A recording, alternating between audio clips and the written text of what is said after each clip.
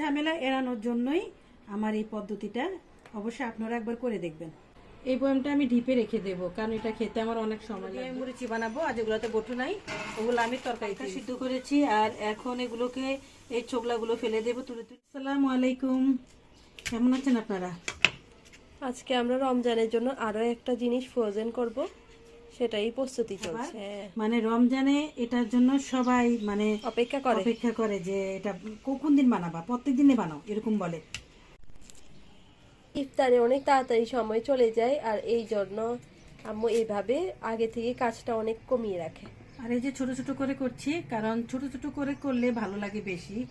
যে এখন কিন্তু এই যে একটা এক্সট্রা একটা বাকল আছে, যে এটা কিন্তু ফেলে দিতে হবে, কারণ পকোড়া করলে এই বাকলটা একদম সিদ্ধ হতে চায় না। আমরা যখন কাজ করি তখন তেলা পোকাগুলা কোত্থেকে জানি চলে আসে, বেশি ঘুরে আমার জিনিসপত্র নষ্ট করতে চায় ওরা, কই থেকে যেগুলো আসে। আপনাদের একটু বড় করে করতে চান তাহলে এই সাইজে বড় করে করতে পারেন, তো আমার কাছে ছোট ছোট ভালো লাগে, এই জন্য আমি ছোট ছোট করছি। কমপক্ষে না হইলেও 5-6টা রোজা চলে যাবে। ডিপ থাকলে আরো বেশি করে রাখতে পারতাম। তো যাই হোক, এটা কিন্তু আমাদের একদমই স্বাস্থ্যসম্মত। তো আমরা তো দীর্ঘ সময়ের জন্য করি না, আমরা অল্প সময়ের জন্য করি, আর একটু সুবিধার জন্য করি। রমজানে অনেক কাজ সহজ হয়ে যাবে এইভাবে করে রাখলে। এই তো পানিটাকে এখন আমরা সিদ্ধ করে নিব, বলক ওঠা পর্যন্ত অপেক্ষা করতে হবে। হ্যাঁ, আর আমার এই স্টিলের কড়াইটা না আমার কাছে এত ভালো লাগে, জানেন এই কড়াইটার দাম কত? এটা আমি 700 টাকা দিয়ে কিনছি, এই ছোট্ট একটা কড়াই।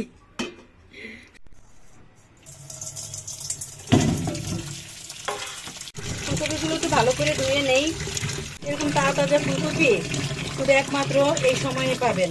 কিন্তু অনেকেই বলে যে এটা তো পাওয়াই যায় সারা বছর, এখন এখন তো সমস্যা নেই। তো যেটা পাবেন সারা বছর সেটাও কিন্তু ফ্রোজিংয়ে পাবেন, তবে স্বাস্থ্যসম্মত না।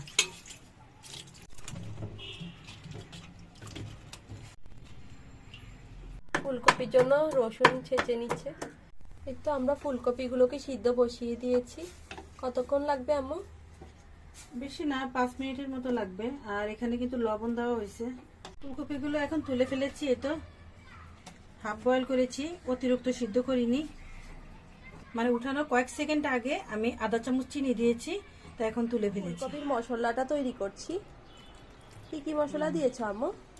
এখানে মরিচ গুঁড়ো, হলুদ গুঁড়ো, ধনিয়া গুঁড়ো, জিরা গুঁড়া, তারপরে ম্যাগি মশলা, রসুন বাটা, তারপরে আবার একটু গরম মশলার গুঁড়ো, সব কিছু দিয়েছি। আর একটু তেল দিয়েছি সামান্য, আর এখন পানি দিয়ে মশলাটা তৈরি করে নিলাম। এই যে একদম ঘন একটা মশলা হবে। মশলাগুলো মিক্স হয়ে গেছে একবারে, আর এগুলোকে এখন আমি ফ্রোজিং করব। এইভাবে ফ্রোজেন করব না ডিপে, মানে এখন আমি এগুলোকে প্লেটে বিছিয়ে বিছিয়ে ডিপে ফ্রোজিং করে রাখবো। শক্ত হয়ে গেলে তারপর এরকম একটা বড় বক্সে রেখে দেব। ও, খুব সুন্দর পদ্ধতিতে এটা আর মশলা মেখানোর কোনো ঝামেলা নাই। রোজার সময় আপনি মশলা মিশাবেন, তারপরে ফুলকপি কাটবেন, ধুবেন, কত ঝামেলা। তাছাড়া ফুলকপি সিদ্ধ ছাড়া কখনো কিন্তু মানে পকোড়া হয় না। তো এত ঝামেলা এড়ানোর জন্যই আমার এই পদ্ধতিটা, অবশ্যই আপনারা একবার করে দেখবেন। কালকে আমরা এগুলা বরফ হতে রেখে দিয়েছিলাম, আর আজকে একদম ফ্রিজ হয়ে গিয়েছে। এখন আম্মু বক্স ভরে রেখে দিবে। রমজানের জন্য এটা কিন্তু অনেক একটা সাশ্রয়ী ব্যাপার, মানে সময় সাশ্রয় আর কি। রমজানে তো অনেকেই মনে করেন নাস্তা পানি ভালো ভালো খেতে চায়, কিন্তু বানানোর লোক নাই। আর এই ফুলগুলা কিন্তু আর্টিফিশিয়াল না, এগুলা একদম টাটকা ফুল, আর আব্বু নিয়ে এসেছে না আম্মু? হ্যাঁ, কালকে রাত্রে নিয়ে আসছে, অনেক সুন্দর, ফুলগুলা কি বলবো, তাকিয়ে থাকতে ইচ্ছা করে। এগুলো সব কিন্তু বাস্তব ফুল, অনেক সুন্দর।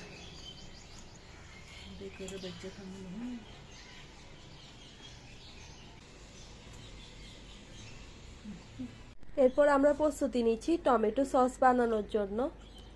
আর এই তো টমেটো সস বানানোর জন্য আম্মু সবগুলো টমেটো ভালোভাবে ধুয়ে নিচ্ছে। ছোট ছোট টমেটো এনেছি, লাল লাল টমেটোগুলো। আর এগুলো সস আর কি বেশি ভালো হয়, কারণ টক হয় বেশি।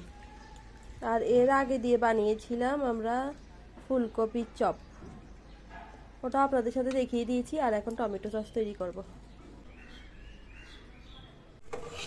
এই তো টমেটোগুলো একদম ভালোভাবে সিদ্ধ হয়ে গিয়েছে।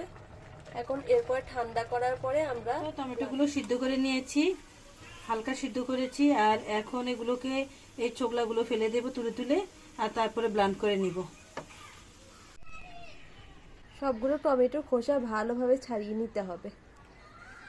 খোসা সহ মানে সস মজা হয় না বেশি। আর খোসাটা এমনিও শরীরের জন্য ভালো না আম্মু।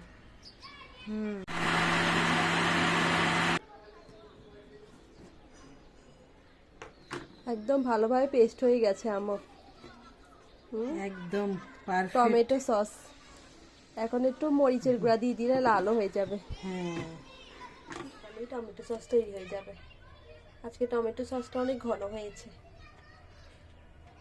আর লাল মরিচের গুঁড়াটা আগেই দিয়ে দিয়েছি। তেলের মধ্যে মরিচটা ফ্রাই করে তারপর দিয়ে দিলাম। আর এখন অনেকক্ষণ জাল করে নেব। এই তো সস হয়ে গেছে। এই যে কতটা ঘন হয়েছে দেখেন, একদমই ঘন হয়ে গেছে। এখানে লাস্টে আমি আবার একটু ভিনেগারও দিছি আর একটু চিলি ফ্লেক্স দিছি। এই তো একটা সসের বোতল ছিল, ওটাতে আম্মু কিছুটা সস ঢেলে দিয়েছে। আর বাকি সসগুলো এইরকম কৌটোতে রেখে দিব। 2টা বোতল ছিল এরকম। হ্যাঁ, যদি রাখি দিতাম তখন কত ভালো হতো না। আরেকটা বোতল আম্মু ওয়াশ করতে পারে নাই, ওই জন্য ফেলে দিয়েছে। আর তখন আমি সস যে বানাবো সেটা আমার মাথায় ছিল না।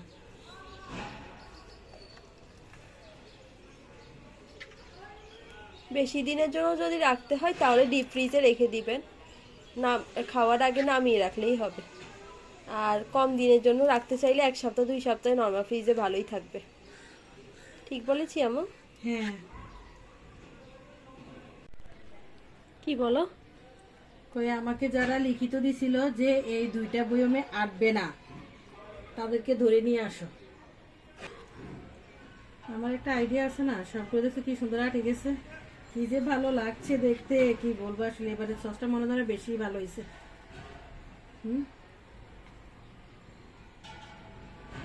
অসম্ভব সুন্দর। এই বয়ামটা আমি ডিপে রেখে দেবো, কারণ এটা খেতে আমার অনেক সময় লাগবে।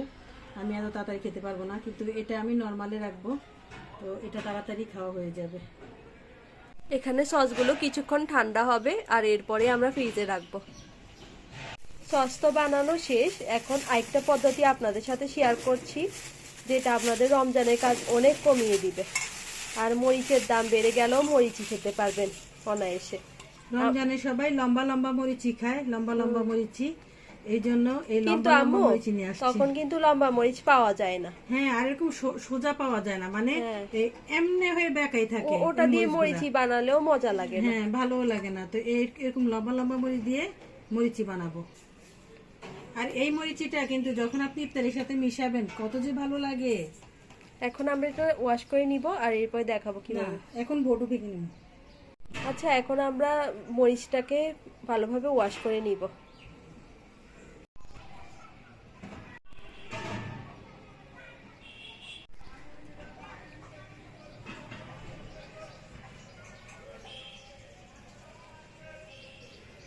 তো সবগুলো মরিচ আম্মু ভালোভাবে ধুয়ে নিয়েছে।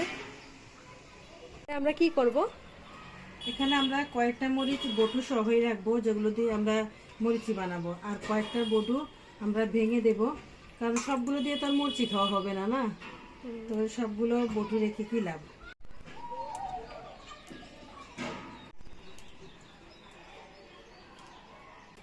আজকে একদম সহজ একটা পদ্ধতিতে রাখা দেখাবো। এর থেকে সহজ পদ্ধতিতে মরিচের ফ্রোজেন করা যায় না, না আম্মু? হ্যাঁ, এটা সহজ পদ্ধতি নাই, যে ইউজ করা যায়। আর মরিচের দাম বেড়ে যায়, তাই এইভাবে রাখি আর কি। তো এখন জিপলক ব্যাগে ঢুকিয়ে দিবে। এরপরে আমরা এইভাবে ডিপ ফ্রিজে রেখে দিব।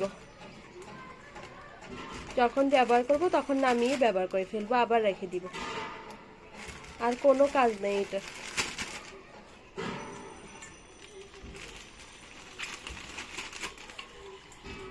এবার রমজানে মরিচের দাম বেড়ে গেলেও সমস্যা হবে না, আম্মু এত বেশি মরিচ স্টোর করে রেখেছে।